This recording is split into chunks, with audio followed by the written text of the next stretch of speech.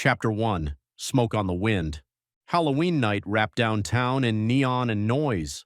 Music spilled from open doors, laughter echoed off brick walls, and cheap costumes blurred together beneath flickering streetlights.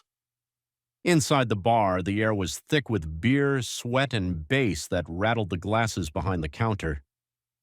Nick loved nights like this. He leaned against the bar, one arm resting near a plastic jack-o'-lantern someone had abandoned earlier in the evening. Across from him, Tanya laughed with their friends, her black dress catching the light every time she moved. Nick watched her the way he always did, like nothing else in the room mattered. That was when he heard the bridge. "I'm telling you, people don't imagine that shit," a man behind them said, his deep voice cutting through the roar of the bar.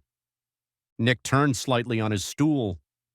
Another voice answered, quieter, laid back in a way that suggested hours spent on a couch rather than in a gym. "You ever smell smoke where there's no fire? That's her." Nick smiled. "She doesn't cry," the first man continued. He was big, broad-shouldered, like someone who'd played football somewhere serious, his frame filling the bar stool in a way that made the space around him seem smaller. "Helen Burns." Nick spun around. "All right," Nick said, grinning. "I gotta ask, what the hell are you talking about?" The big man looked him over, calm but unafraid. "Helen's Bridge," he said. "Name's Jason." The other, the lean one with short, scruffy brown hair and an uneven beard that made him look like he'd just woken up from a week-long nap, lifted his beer. "Josh?" Tanya groaned as soon as she heard it. "Oh, God, not that again." Josh leaned back, eyes half-lidded like nothing fazed him much. She burned her own house down. Kid was still inside. Nick's eyes flicked to Tanya. "And?" Nick asked. Jason's voice stayed steady, matter of fact. "When she realized what she'd done, she hanged herself from the bridge up on the mountain."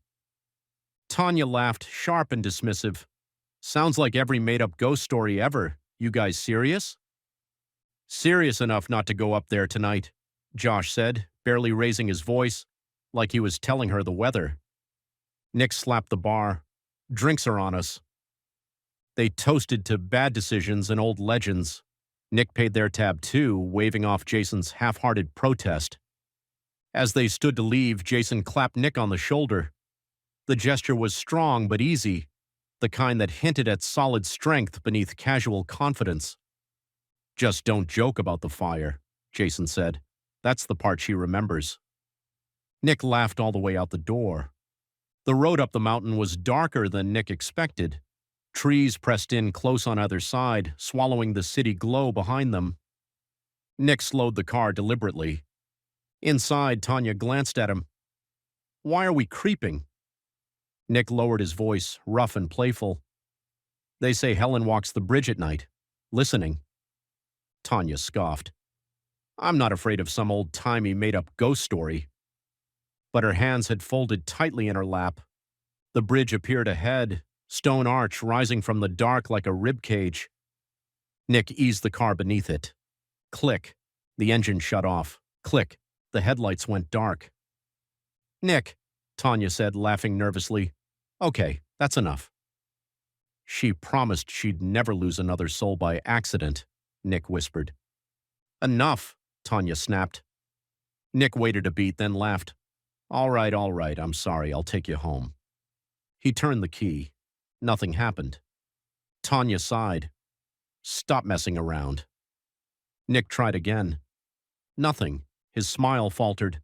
"That's weird." "Nick." "I swear, hold on." He popped the hood and stepped out into the dark. The hood slammed up with a metallic clang. Tanya watched his shadow move across the windshield as he fiddled with the engine. She leaned forward and tried the ignition herself. Nothing.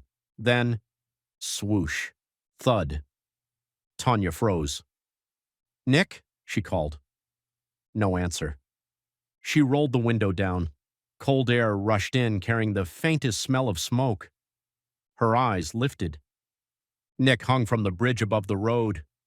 Her scream lodged in her throat. Then his body ignited. Flames tore through him without sound, fire blooming upward and licking the stone above.